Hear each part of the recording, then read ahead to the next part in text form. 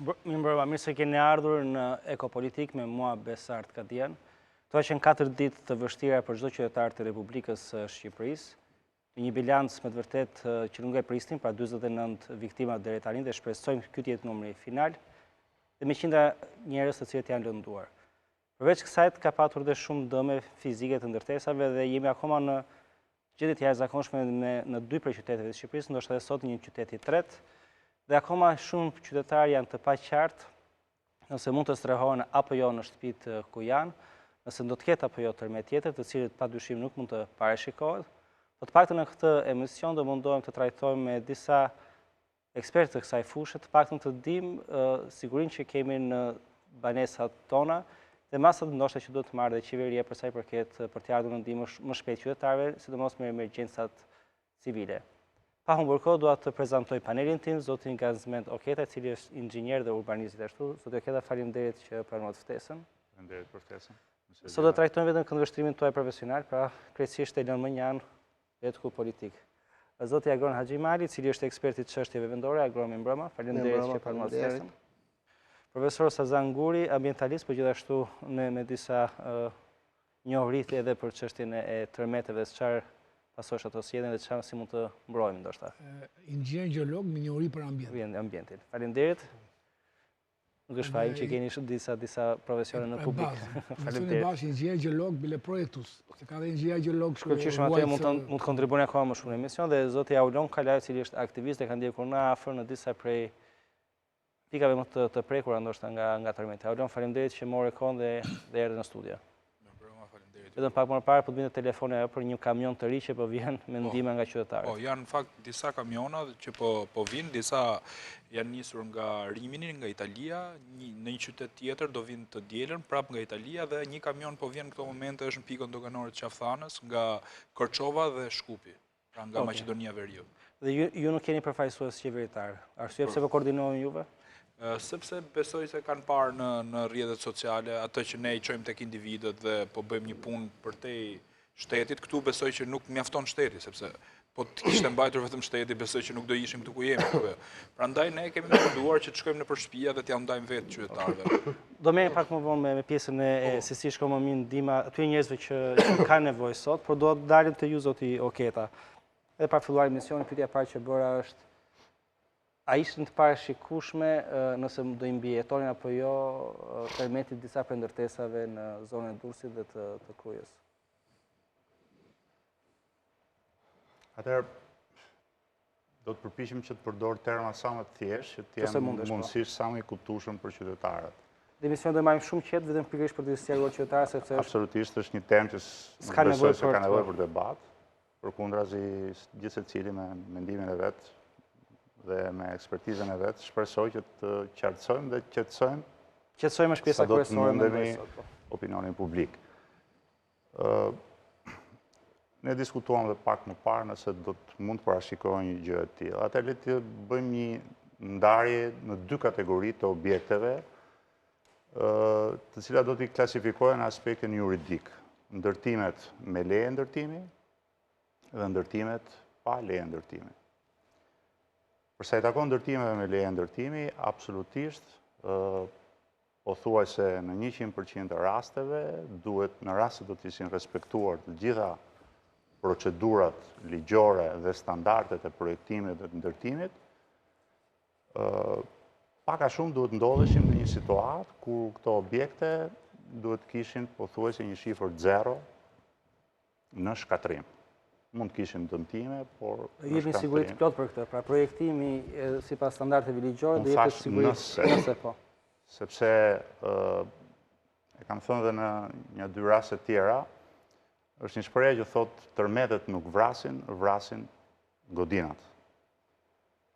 Dhe fakti që një numër shumë i konsiderueshëm godinash i rezistojë më së miri këtij tërmeti tepër të fuqishëm, do të thotë që në ato godina, kushtet e projektimit, të ndërtimit, janë respektuar.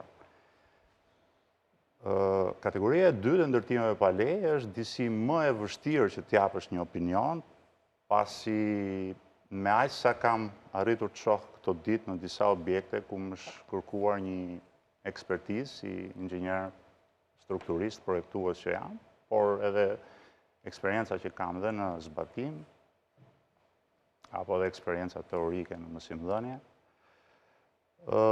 Është disi më e vështirë, pasi pothuajse nuk ekziston asnjë dokument për mënyrën se si një pjesë e tyre janë ndërtuar, domethënë janë ndërtuar pa projekt, dhe nëse spaku në ato objekte që unë kam mundur të inspektoj dhe të shoh, që fatkeqësisht kanë qenë dëmtuar, ti konstaton lehtësisht se pothuajse nuk është respektuar as standardi minimal i ndërtimit.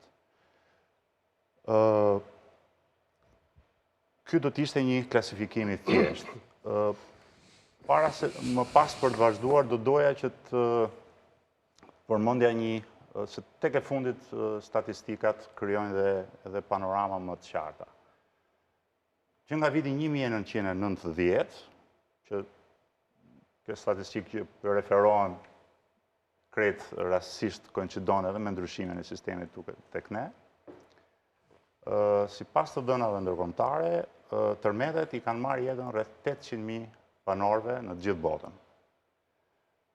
Tërmeti më i fuqishëm është ai i 2010-s, i intensiteti me magnitudë 7, që goditi Haitin dhe mori afërsisht 316.000 jetë njerëzish, dhe në mos gaboj ka shkaktuar një dëm financiar diku te 14 miliard dollar.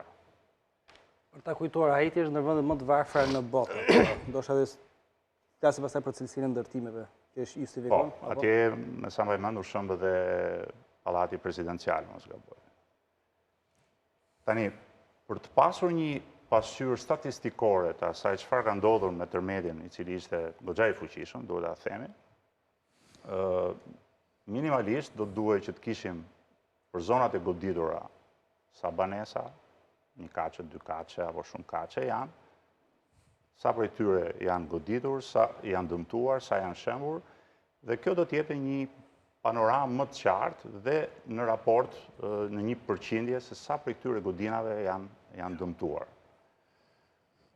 Fatkeqësisht, shëmbja e disa godinave, aq më keq që ishin disa godina shumë kaçe,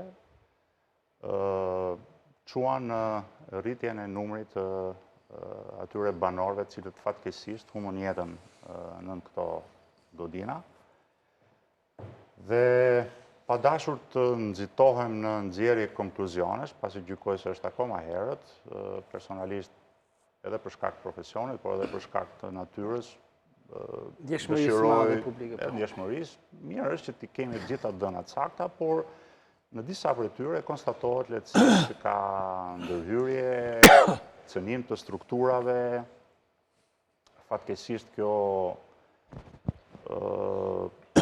ky lloj trendi që nuk është se filloi sot, ka vite që ka filluar, ndryshimi i destinacionit të kateve të para të pallateve, kryesisht atyre të para 90-s, nga ambjente banimi në ambjente komerciale, këto adopsione pa një ekspertizë të mirëfillt, pa ndërhyrje të mirë studiuara dhe shpeshherë, siç përmenda, dhe pa projekte inxhinjerike, kanë bërë që numri i godinave që janë goditur dhe janë dëmtuar apo shkatruar nga ky tërmet të jetë ky që është. Dhe një pyetje tjetër sërish teknike nëse mundet për panelin, qytetarët sot duan të dinë, shtëpia e tyre është e sigurt apo jo? Çfarë duhet të dinë? Pa ku do të adresohen? Kë ekspert, çfarë do ekspertit të marrin në konsiderat? Ata edhe ata që janë pa leje, nuk ka rëndësi sepse jeta e tyre. Unë nuk dua, ju e thatë me drejt, unë sot jam në kostumin e inxhinjerit, pavarësisht se për një pjesë të opinionit publik e kanë vështirë të ndajnë inxhinjerin nga politikani Gazmend Oketa. Nëse do të gaboja diku, do të mirëprisja edhe korrigjimin tuaj, për shkak se unë kam pas të pamundur që të jem 24 orë pranë medias dhe të ndjek gjitha zhvillimet apo mënyrën se si po administrohet ky proces. Nuk di të them se sa grupe ekspertësh kanë dalë në terren, po inspektojnë banesat, por e vetmja mënyrë... Një inxhinjer privat, qofse janë panik, pa çfarë do të bëjnë? Unë Ato t'ja marrin numrin tënd telefon. Unë personalisht qoftë në shtator, qoftë në tërmedjen e 21 shtatorit, qoftë në këtë aktuale, nuk jam larguar nga qyteti i Durrësit, nuk e kam larguar as familjen. Së pari, për të përpjekur duke filluar nga banesa ku unë jetoj, kam komunikuar me gjithë banorët për të përcjell një mesazh që nuk duhet krijohet panik.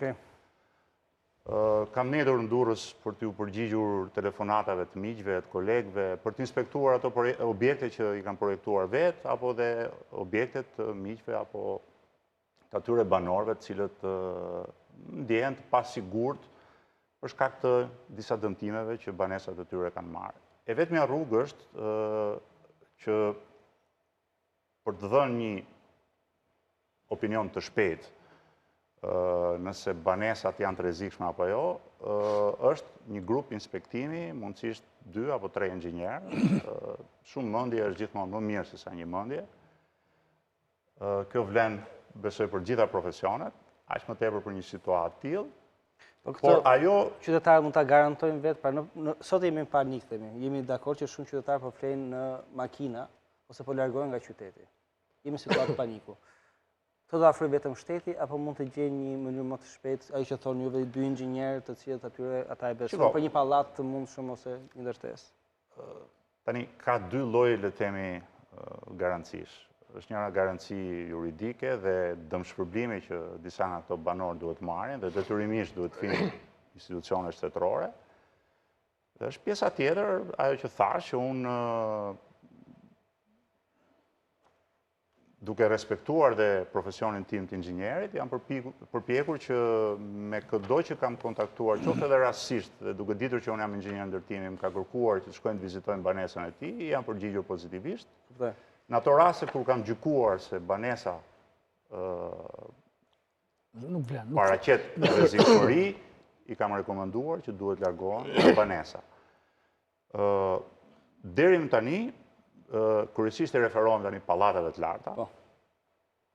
Me sa kam inspektuar, pavarësisht edhe këto duhen ndarë në 2 kategoria, është kategoria ku muret ndarës të banesave janë dëmtuar maksimalisht, aty banorët nuk duhet afrohen, edhe kur struktura, domethënë skeleti i godinës nuk ka dëmtime, por muret janë shumë të çara dhe një tërmet sado i lehtë mund të rrezikojë që ato muret i zënë banorët brenda, pavarësisht se skeleti, struktura betonare mund të qëndrojnë këmbë, aty është mirë që të mos afrohen.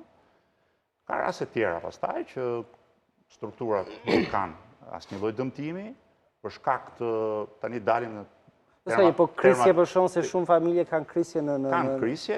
Këto zot kanë krisje qoftë për shkak, le të themi, të mënyrës se si janë ndërtuar ato mure, por edhe për faktin se tërmeti ishte goxha i fuqishëm dhe është normale që në një aksident të tillë kaq të fortë, e kam bërë shpesh krahasimin me një makinë, është si të aksidentohesh me makinë, dhe të kesh disa gërvisje dhe disa shtrembrime të llamarinës, një fener i thyer, por ndërkohë shasia, sistemi i drejtimit, i frenimit është në rregull. Është vetëm pjesa vizuale që i frikson. Pjesa vizuale pastaj është ajo që me të drejtë, ta them dhe këtë, për shkak të mungesës eksperiencës, panikut që është përhapur, bën që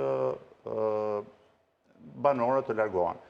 Ka banorë për shembull që në katët e larta kanë dhe një mundësi që të sistemohen diku tjetër, largohen edhe thjesht për të ndryshuar ambient, për të qetësuar fëmijët, sepse duhet mirë kuptuar edhe kjo pjesë. Shumë e rëndësishme. Ndoshta mund t'i përgjigjeni dhe ju, por edhe paneli, profesor. Ekziston një lloj perceptimi në publik që ndërtesat pas 90-s për shkak të korrupsionit, për shkak të mos respektimit të rregullave, janë më të pasigurta se ato para 90, ndërkohë që ato ndërtesa që ishin në Thuman ishin ndërtuar para vitit 90 apo jo? Shiko, futja e kodeve edhe në sismik të kodit europian në sismologji. Hapja e markave si mark betoni apo mark hekuri, apo këto e bën pallatet mas 90-s më të qëndrueshëm.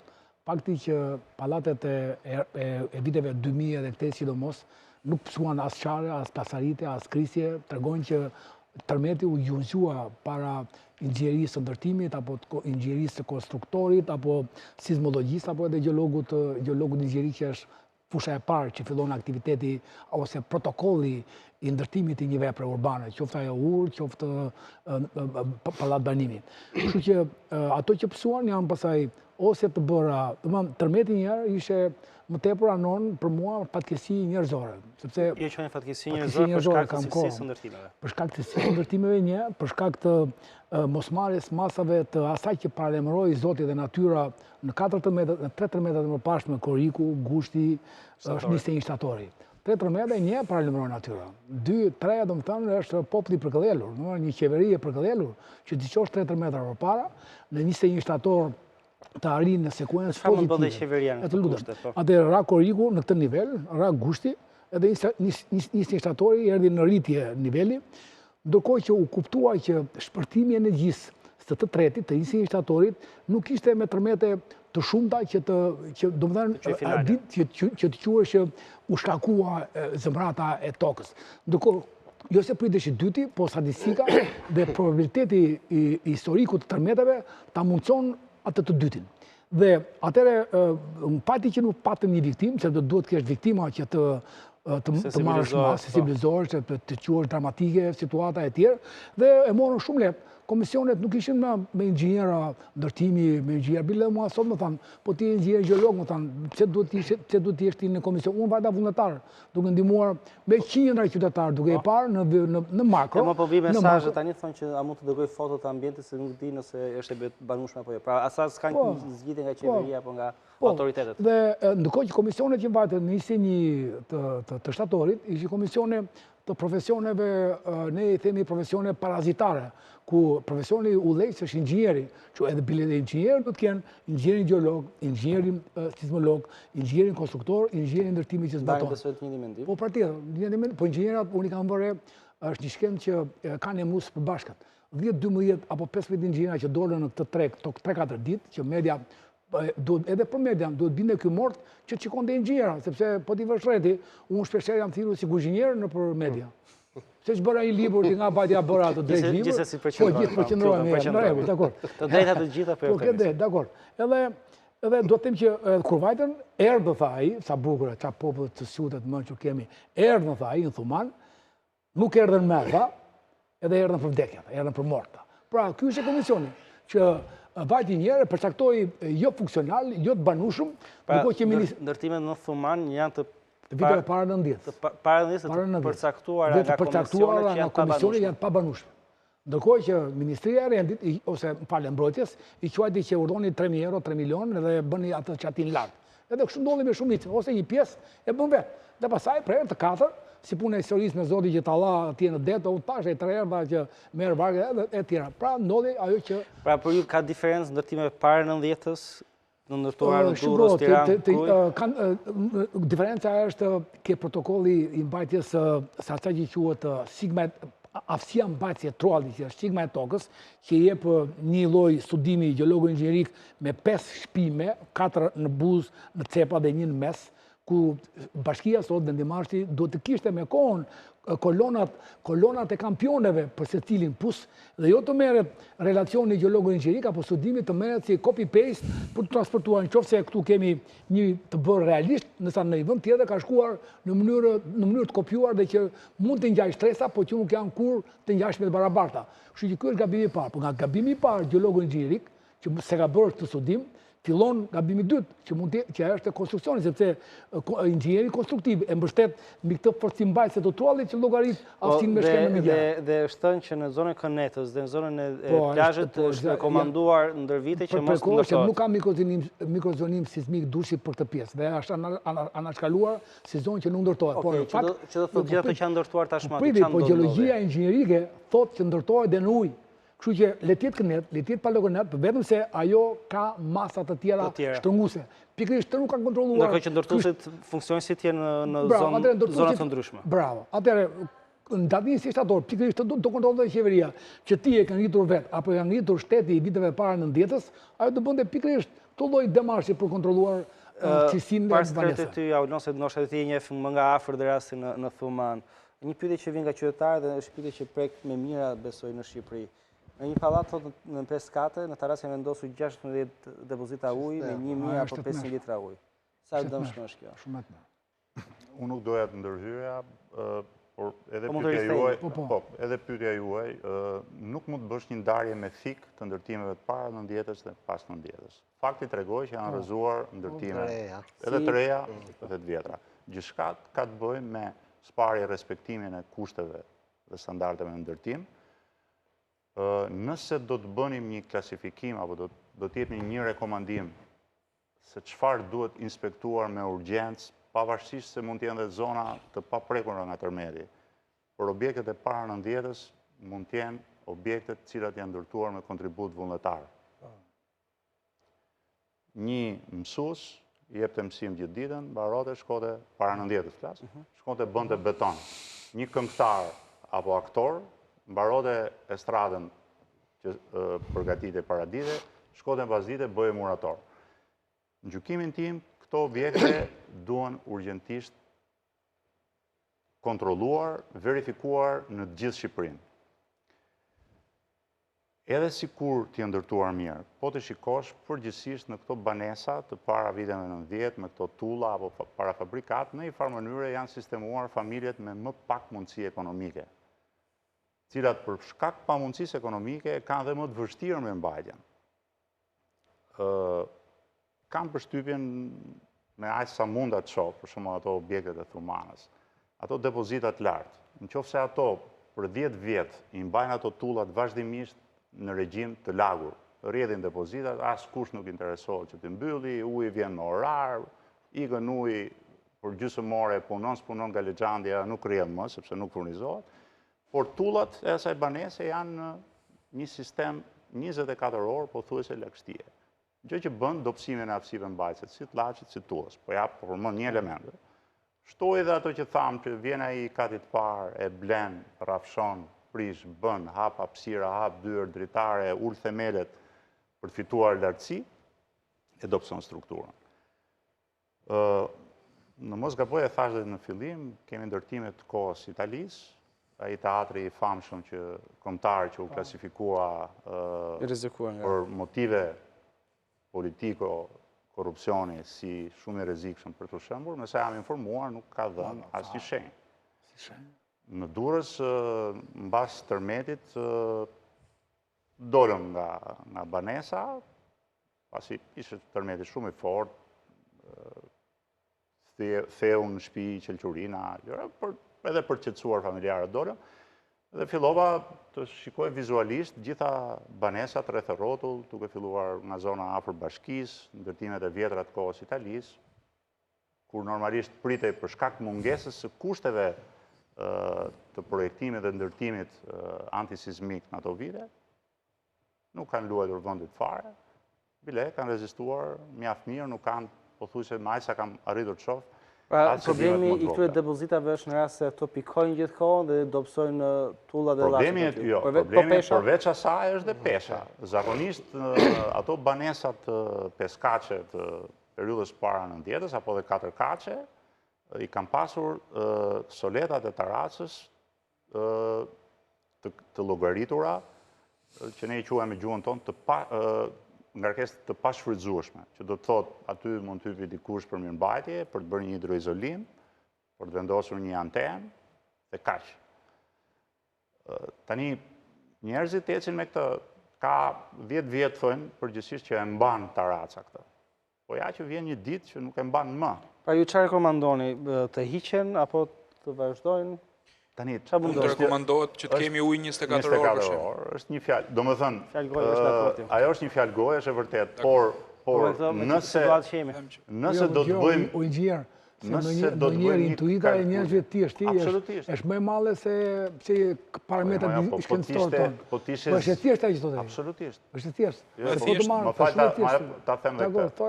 Absolutisht bim në të njëjtin mendim, se po të ishte puna që zgjidhja më e mirë ishte me depozita, e bët edhe Italia, e bët edhe Gjermania. Se Edi Pingulli thotë që ai ujë që del në arsht, të bëjmë një kalkulim. Të bëjmë një kalkulim. Në një pallat me 20 familje, 20 depozitat, 20 tubat që shkojnë e vinë nga lart, një pompa apo 20 pompa sa mund të jenë, sikur ato para në çdo familje ti kishe hedhur për rrjedhjen e ujësjellësit, apo qeveria ti kishe mirë administruar, absolutisht që do kishim 24 orë, siç ka ndodhur në disa qytete që kanë ditur të mirë administrojnë dhe kanë përfituar dhe nga projekte që i kanë përdorur me efikacitet. Por, duhet të themi edhe diçka. Për shembull, Korça ka 24 orë ujë, por Korça nuk ka pasur presionin demografik, lëvizjen demografike, siç ka pasur Tirana, siç ka pasur Durrësi. Krejt pa kontrolluar.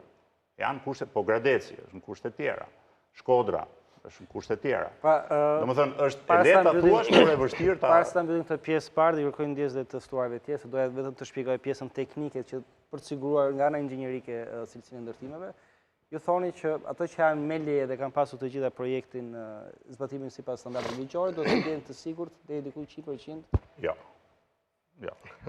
Fakti që disa prej tyre u shembën tregon që edhe kur kanë qenë me leje, nuk kanë respektuar kondicionet. Nëse është respektuar deri në plot projektimi, atëherë do të jetë. Nëse është respektuar, duke nisur që nga projekti, duke nisur që nga gjeologjia, ajo që tha me drejt zoti Guri që bëhet një gjeologji në Durrës, e merr firma, e ndryshon emër apo koordinata dhe e përdor në Tiranë. Tani, një projektues i cili respekton rrallë parë profesionin e vet dhe është i përgjegjshëm për pasojat që nuk e pranon një gjë të tillë, një firmë serioze nuk e pranon një gjë të tillë.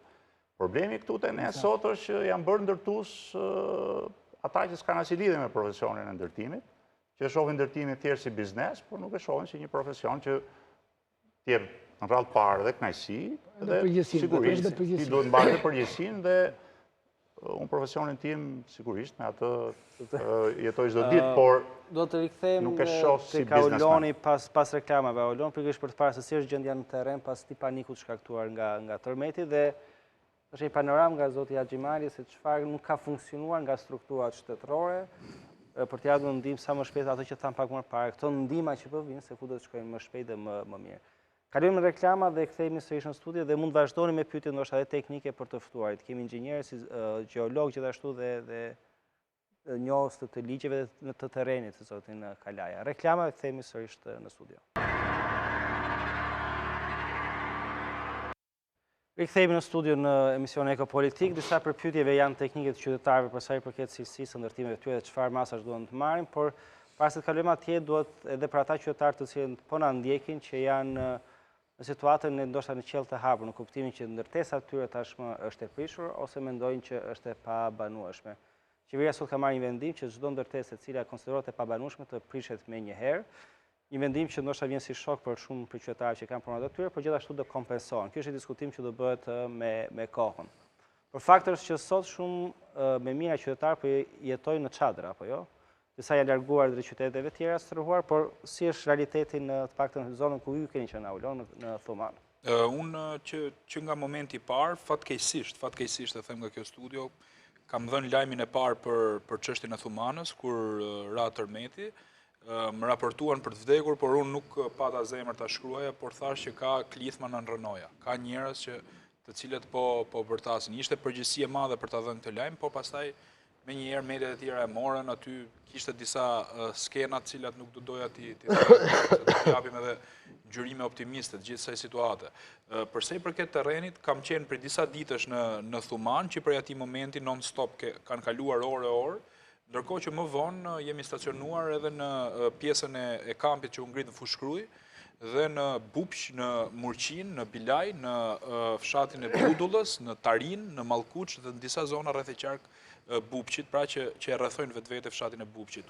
Sigurisht që e gjithë vëmendja kryesore ishte për tek Thumana dhe Durrësi, sepse bëhet fjalë për jetë njerëzit dhe është normale, por pjesët e tjera, pastaj unë për shembull kam parë vetë sot. Po ja, këtë se çfarë ndodhi, ndoshta është e rëndësishme, por që të vinë në ndjenjën e qytetarëve. Pra ajo çfarë ju ndoshta bëni dhe thirrje autoriteteve është që fshatrat e tjerë rreth Thumanës janë po ashtu të prekur. Janë po ashtu të prekur, janë të prekur fshatra rreth Mamurrasit, rreth Thumanës, rreth Fushkrujës, rreth Bupqit, sepse Bupqi në vetvete është komun.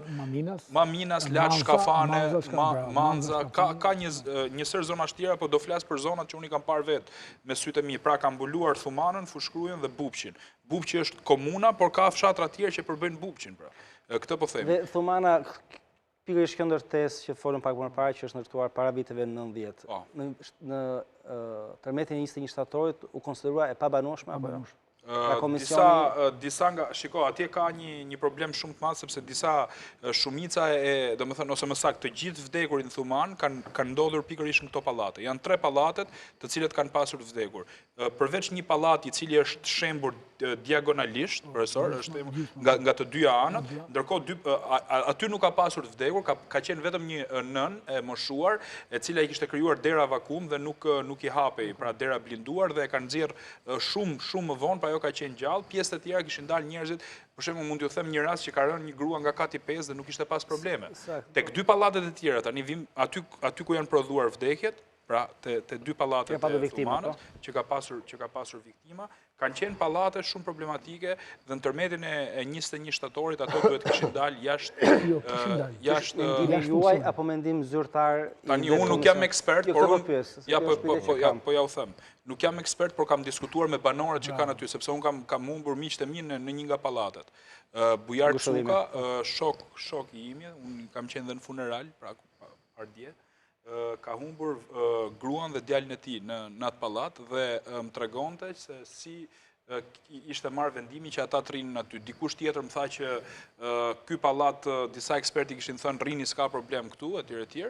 Ndërkohë që ka lloj-lloj versionesh në lidhje me këtë çështje. Por për mendimin tim, sado modest, por duke parë nga afër terrenin, nuk jam inxhinjer sigurisht, ato pallate duhet ishin shembur dhe duhet ishte vendosur skenë krimi në ato pallate. Pra, shiritin që ka zakonisht, skenat e jashtëzakonshme.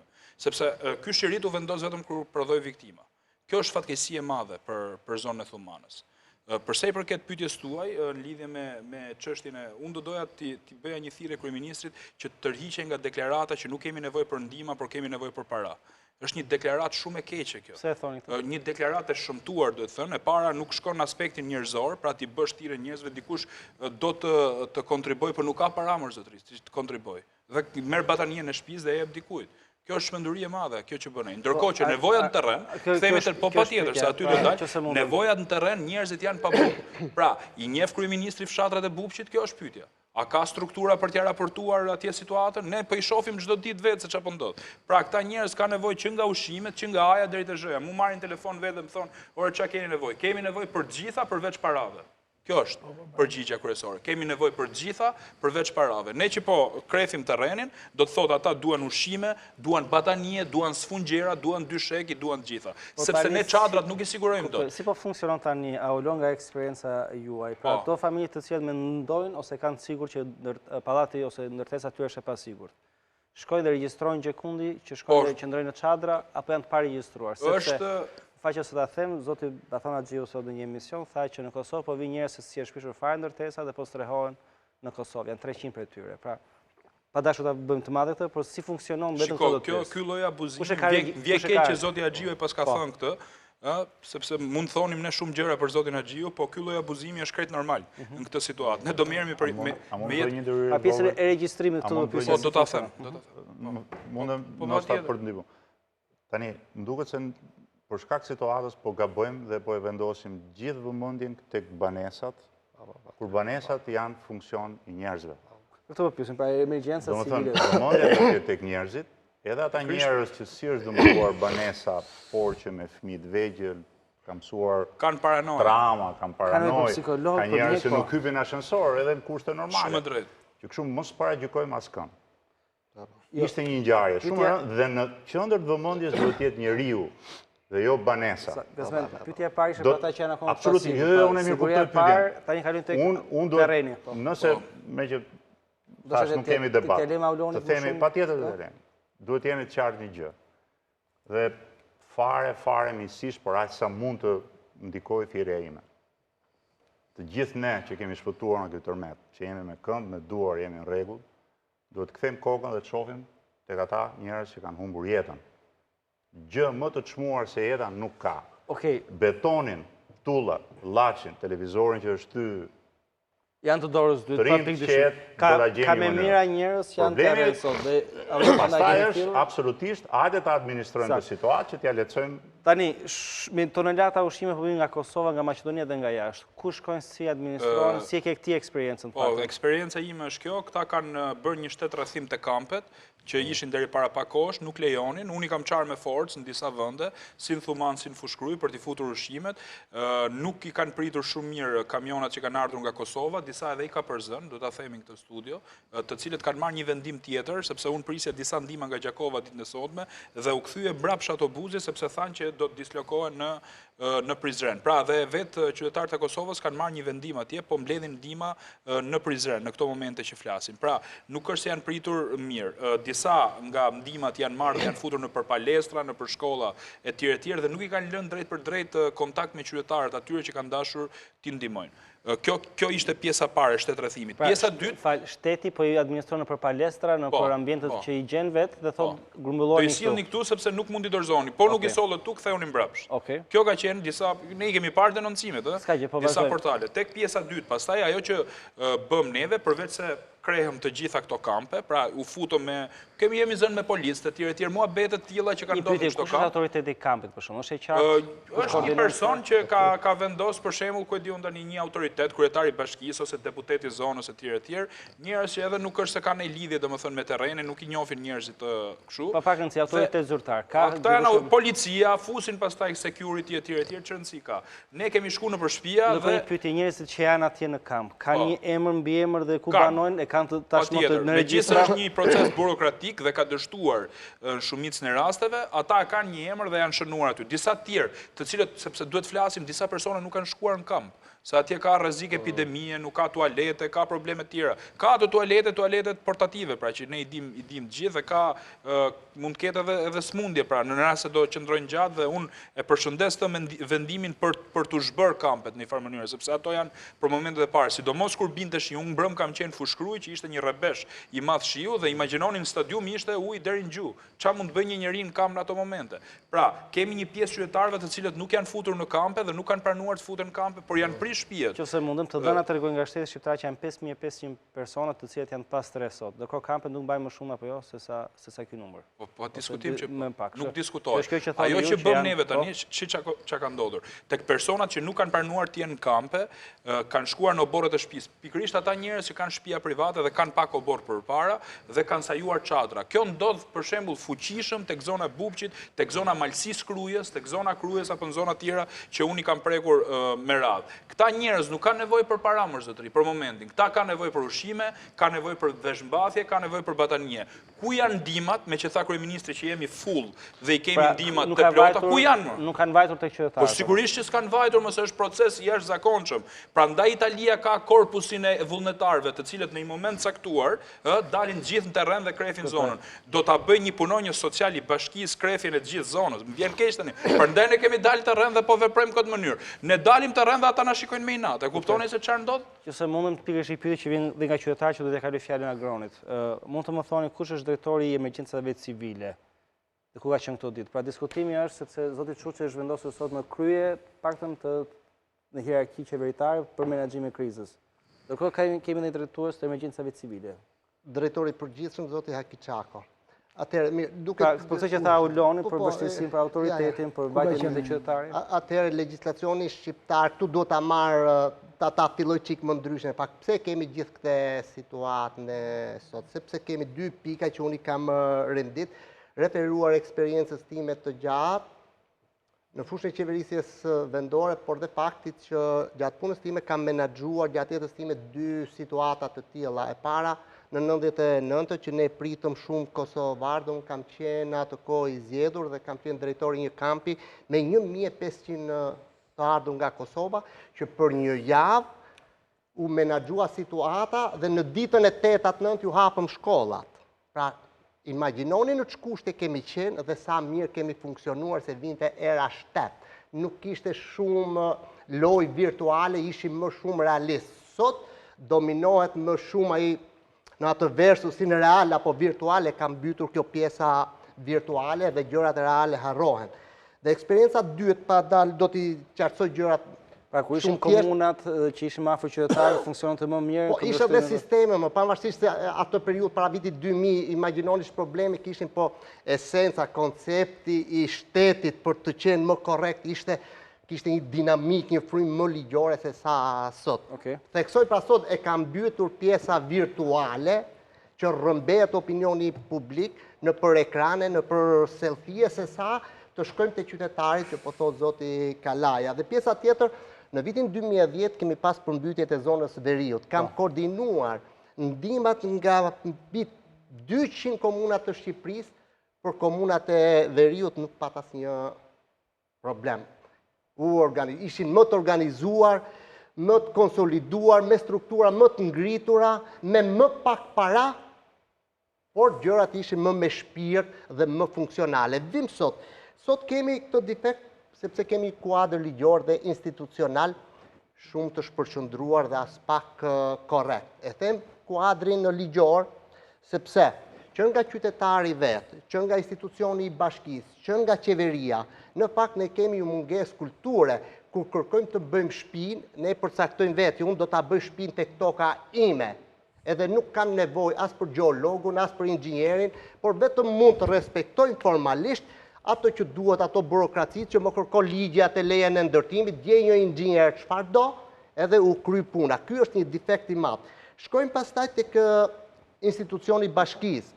Me thënë drejtën, edhe këtu kuadri ligjor dhe problemet janë shumë të mëdha dhe kanë përgjegjësi, nuk e kam fjalën për sot, por historikisht institucionet shqiptare kanë qenë shumë të paafta për të komanduar vullnetin e qytetarëve, interesin e qytetarëve, dhe kjo duket edhe në ndërtimet pa leje që ne i legalizojmë, por edhe në ato që janë me të drejtë me leje, ne i japi, pra bashkia nuk ka kapacitetin të kontrolloj nëse ky plan inxhinjerik është i përputhet kësaj zone me këtë koeficient sismologjie, apo të dhëna tregonin që të paktën këta çefikësit italian që kishin ardhur, gjëja e parë që kërkuan ishte të dhënat nga bashkia për ndërtesën që ishte shombur. Do kishte absolutisht asgjë. Sepse në bazë do bazuar me fjalë se çfarë do të në bazë të asaj, po është normal parë në që ato do planin e ndërhyrjes, se ai nuk mundet të ndërhyjë në qoftë se bashkia në atë moment, dhe ky ka qenë një çrregullim krejt tjetër, sepse në ato pallate, puna parë, dhe këtu dal tash ke roli i bashkisë si institucion tjetër shumë i rëndësishëm,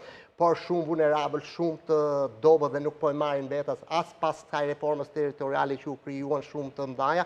Dhe po ta shikosh tash, kam i keqardhje shumë të madhe profesor që mos ta shikoj portretin, fytyrën e kryetarit të bashkisë për të qetësuar qytetarët, për të dhënë atë mesazhin e tyre, po u rrëmbyej gjithë media nga kryeministri, dhe këtu në fakt edhe kanë faj kryetarët, por edhe nuk është shumë kollaj t'i dalesh për balë. Gjithë logjika juaj është që logjika ime është që se mundet. Teorikisht bashkia nuk i ka kapacitetet e mjaftueshme për t'i ardhur në ndihmë të gjithë qytetarëve.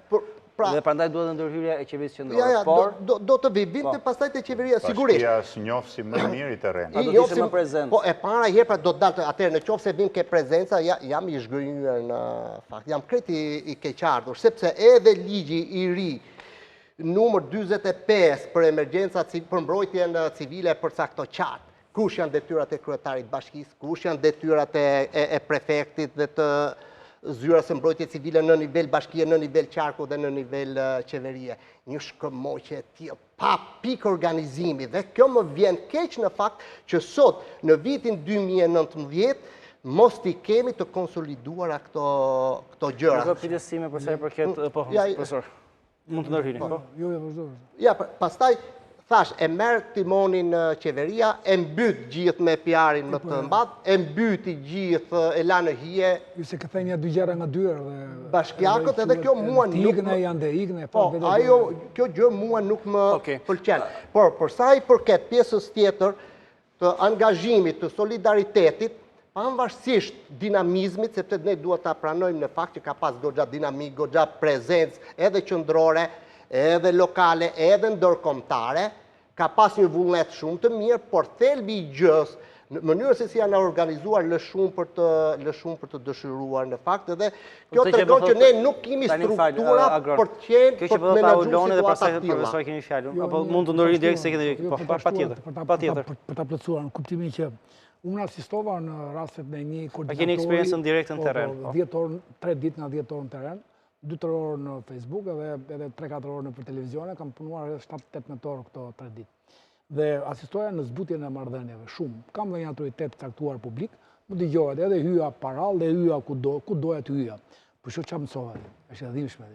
Unë shkel mbi atje në Durrës, në vend caktuar, grumullimi mal, mendima. Ushqima po roba të gjitha bashkë. Këte 60 persona që kërkonin zgjasin dorën në nekurën. Dhe unë hyra, sigurisht, edhe i them, po jo pa abuzojnë. Çfarë ishin ta? Kishin frikë të vini ke hotelet e dushit, është normale. Që në 1000 veta, të gjesh 60 veta, që nuk doni ke hoteli, doni pranë shtëpisë, mund t'i vjedhë dhe shtëpia, njëra ishte sëmurë. Do të marrë parasysh dhe këto raste. Do marrë parasysh dhe këto raste. Edhe sikur të abuzonte, i thosha unë, me zi 2 orë i mora fjalën studentit tim, të kam bën 10 ta, por të pak të më dëgjoj këtë rast, thash, që unë shkel mbi mish, shkel mbi sallam, dhe zonja e botës, zgjaset dorën për bukë për fëmijën, kjo është të mëshme. S'ka protokoll për këtë rast, pra i vendosej, falë, a i që ishte punojnë si të vendoste vetë si pas perceptimit ti? Ta shi vinë nga protokolli. Bashkia bën listën, bashkia bën listën, edhe arrin në nivelin 70-80% të punës. Dhe thotë, si e ke emrin e kenë listë, do marrësh po. Po e bëri, ajo e njeh shumë mirë, atë që ta zoti Oketa. Ajo e njeh, dikush është me fitur ta shohë, kush është banori i Tilan. Kur vjen qeveria e madhe, këta babai i çaqutë, ati Arnautëve, ati shqiptarëve, ky i madhi, i ku do ndodhur. I ku do ndodhur ky, edhe aty paroi që Kryeministri Rama po thonë. Po, thoj sa duash, po. Ati ai është ati, që vetëm ai delte, edhe që ditesh se si gra që ishin të përvojtura nga kjo çështje dramatike dhe aviteshin te kryeministri sigurisht në një festë si ajo në Fier. Kështu që edhe në këtë rast e morën këta këtë lloj menaxhimi. Pra, ku puna e 70% të bërjes listave, dhe lista qëfar? Lista me celular, dërkoj që laptope ka sa duhet, po t'ishe një shtet tjetër. Ka laptopin pranë, ka Të bjeshtra. dhe pysja pak më parë komunat. Do të vje, nuk ka lidhje kjo me komunat. Në fakt, unë përmenda ligjin 45 për mbrojtjen civile. Është një ligj që është miratuar kohët e fundit, pak bashkitë punuan 5 vite pak të ligj, po gjithsesi ligjin e kemi. Por çështja është se sa vullnet mirë ka për të zbatuar, sa struktura ka për të qenë eficiente. Në këtë rast, pse s'ka akoma s'ishin bërë lista 24 orë pas Ja pra, atëherë, unë 48 orë ishe dje. Shiko, unë akoma s'ishin lista. Unë këtu kam përgatitur 48 orë akoma s'ishin lista. Shiko, kam një manual. Nuk e menaxhon dot bashkia, nuk jam me. Jo, kam një manual. Ta mbaroj logjik. Kam një manual këtu që përcakton qartë, janë standarde dhe norma se si duhet të punojnë bashkitë. Emergjencat të tilla, rastet e tilla nuk i përballon dot një bashki kudo në botë. Për lista më agron, nëse mundën, vetëm pjesën e listave. Po pra, e tham, kanë pra, çalojnë me këto probleme, po sigurisht. Por problemi më i madh ka nevojë për sinergji, për koordinim, edhe ligji ka përcaktuar në fakt që fillon nga kryeministri që mund të jetë kryetari i shtabit, Zoti Çako që ju pyetët se ku është, edhe vazhdojnë deri ke shtabet e komunave, e bashkive, po nuk e di se ku është. Ty jap 2 raste konkrete nga terreni. E dini që teatrit kombëtar është ndaluar mos mbledh më ndihma? E dini apo jo? Ja po e them këtë studio, sepse nuk është ndier mirë kryeministri dhe kryetari i bashkisë që teatri kombëtar, ata aktivist, aktor, njerëz ndryshëm që po e mbrojnë, po marrin këtë famë të madhe sepse janë kudo. Unë me teatrin kombëtar dje jam takuar në Fushkruj, jam takuar në mazhe të madhe, jam takuar në disa vende. Gjobitet çdo automjet që afrohet te teatri kombëtar për të dorëzuar ndihma. Ta themi apo ti themi gjëra troç apo? Po kjo është e vërteta, ta verifikojnë, shkojnë tani të tërgojnë ndihmat e teatrit kombëtar, sot teatri kombëtar nuk ka pasur aq ndihma sa kishte ditë të tjera. Kjo është arsyeja, sepse njerëzit po dhurojnë, teatri kombëtar kishte një. Po pra fal Aulon, nëse mundem. Do jap një rast tjetër, ë? Vazhdoj, po logjika është e tillë. Po. Le të ketë pak ose të ketë shumë ndihmë. Ky është diskutim tjetër. Si shkon te qytetari që ka nevojë. Pra, te qytetari shkohet vetëm në një mënyrë. Ti më ndërpret rrugën duke e taku drejt për drejt, duke e taku drejt për drejt. Nuk është politikë, njerëzit do të detaje. Nuk kemi asnjë bashki neve që t'i njoft gjithë qytetarët dhe t'i shkojë gjithë qytetarëve. Bashkitë nuk janë eficiente në situatë normale, jo në situata normale. Për këtë arsye, pyet sërish, kur shoh pamjen nga një drejtar i vogël që hidhet buka ndaj këtyre njerëzve që kanë nevojë. Kush po çalon? Janë shumë njerëz që s'durojnë dot. apo shteti që s'di se sa ushqim do t'japi dhe kujt ja japi. Nga eksperienca juaj, po pyes dhe një. Nga eksperienca ime po them që neve do na duhet një korpus vullnetarësh, do na duheshin shumë problematika të tjera. Në këto kushte, vim dhe njëherë në këto kushte, do duhet që qytetarët vetë shkojnë në përshpia dhe të takojnë këto njerëz. Kjo është rruga që kemi zgjedhur neve. Dhe t'jap dhe një rast tjetër, sepse me qytetarët e Medvegjës, Preshevës dhe Bujanovcit, një nga zonat më të varfra, duhet thënë, në Shqipërinë, Kosovë dhe në Serbi, sepse atë Kosova lindore. Serbi kanë ardhur, ne kemi çuar ndihma bashkë me profesorin, çojmë abetare, çojmë ndihma tjera ushqimore tjera. Ata erdhën dhe na u gjendën në këtë pikë. I mora dhe pasi kishin shkuar në Thuman, nuk i kishin pranuar ndihmat në Thuman, nuk ja kishin pranuar ndihmat, janë autokolon. Po faj kujt është këtë më pyes pra, ku do të shkojnë dhe s'marrin? Një sekond, po ja u them. Ta bëjmë, Agron, fal, ta mbaroj se më ke ndërhyr 5 herë. Do ndërhyj 100 herë se do ta bëj praktike. Faj kujt është që ata erdhën gabimisht aty, do të shkonin diku tjetër, pra çto orientojnë. Nuk vjen asnjëherë gabimisht. Ai ka pa në televizor. Po mirë, Aulon, nëse mundim të bëjmë konstruktiv. Po pra, ku do të shkojnë këto ndihma po pyes? Nga ekspertë, ku vajtën pastaj? Mendimin tim ndihma duhet të shkojnë direkt te qytetari dhe ata këtë kanë zgjedhur. Kanë parë disa çadra aty dhe kanë dashur të futen nëpër çadra të japin ndihmat që kanë marrë. Fal ta mbaroj. Jam drejtuar zonës Flakës, pastaj i kam marrë këta njerëz, kemi shkuar në Flakë, si kishte rënë apokalipsin ato momente dhe jemi futur nëpër çadra banorëve të Flakës. Na tepruan ndihmat dhe morëm numrin e telefonit të drejtorit të emergjencave të Durrësit. Mos gaboj, një me mbiemër Artura, nuk e di si e kishte emrin, e morën telefon dhe i tha mos i bie më telefon. Dim emrin e tij. A di çai tha? Po prit më ta mbaroj, se s'kam ndërhyr. Këtë detaj, po. Jo mos është shumë e rëndësishme, i tha mos i bie më numri i telefonit. Drejtori i emergjencave të Durrësit, qytetarëve të Preshevës, Medvegjës dhe Bujanovcit. Kaq kisha. Okej, këto janë detaje, fal. Këto janë detaje që ndodhin gjatë gjithë kohës të koordinim. Këtë do pyes. Fal. Derisa ka vlerë, nuk është me detaj. Jo, këto detaje vërtetojnë prapë ç'organizimin.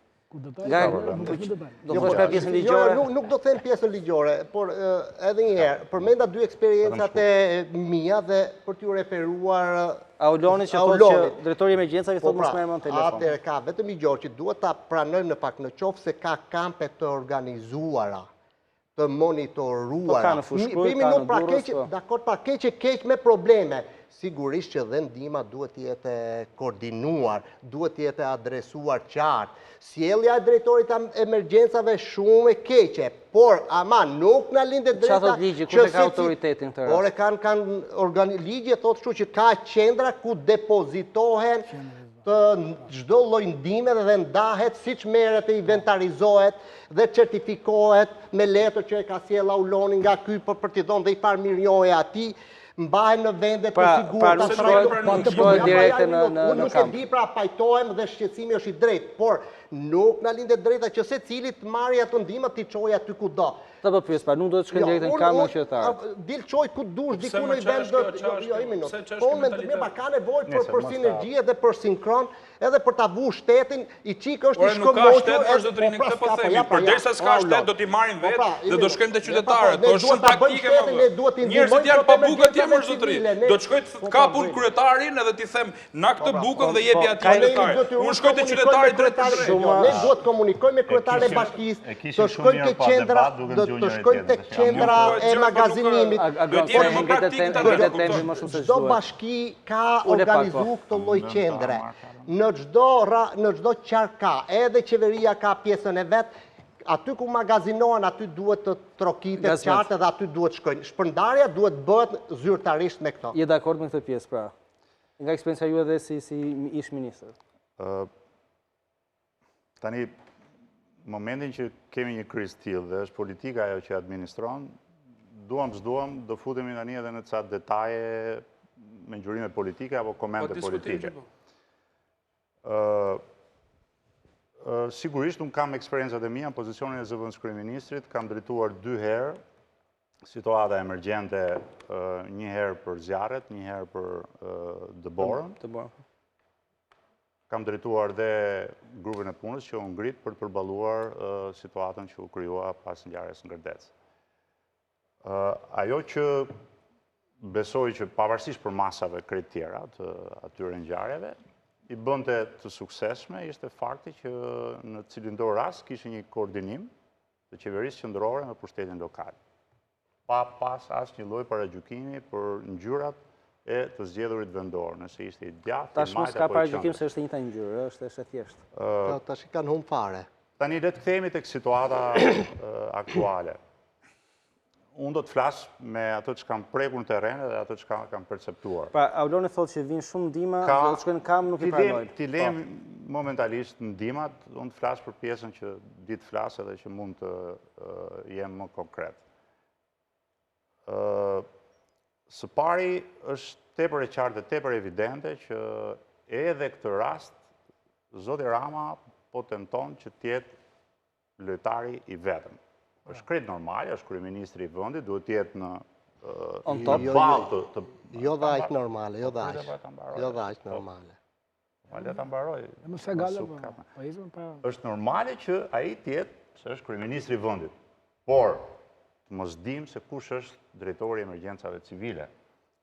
Të dali vende pa vend në çdo pirgë, në çdo mal, ku ndërkohë ka një ministër mbrojtje, ka një ministër rendi, ka një drejtor përgjithshëm të shërbimit zjarfikës. Ka kryetar bashkie që mund t'japin ca dhëna. Po për çdo emër që ndron jetë apo për çdo që shpëton, do dali një Twitter, do dali një Facebook. Që kështu kjo e bën disi anormale situatën. Dhe e çon në arsyetimin që edhe ky rast duket sikur po synohet për kredo politike në vend që të gjithë së bashku të përpiqemi të zgjidhim rrallë parë hallin e qytetarëve. Tani ndash si qytetar, ndash si inxhinjer, pastaj po durse si politikan. Ajo që prita unë ditën e parë, ore një thirrje më nga pushteti qendror, ore të gjithë inxhinjerët, arkitektët e qytetit Durrësit. Nga ata që janë pension, nga ata që kanë marrë, po themi, diplomën dje. Jeni të lutur të paraqiteni për të ndihmuar. A ka mundësi të vijë kjo salla e Këshillit Bashkiak? Dhe për këto banorë që ne mund t'i qetësojmë në raport me dëmet, si mund ta zgjidhim? Kjo është thirrje e rëndësishme që do të kalojmë reklama dhe kthehemi se kjo është shumë e rëndësishme ndoshta për të diskutuar për një kontribut që mund të japet edhe në këtë emision për qeverinë. Reklama dhe kthehemi në studio.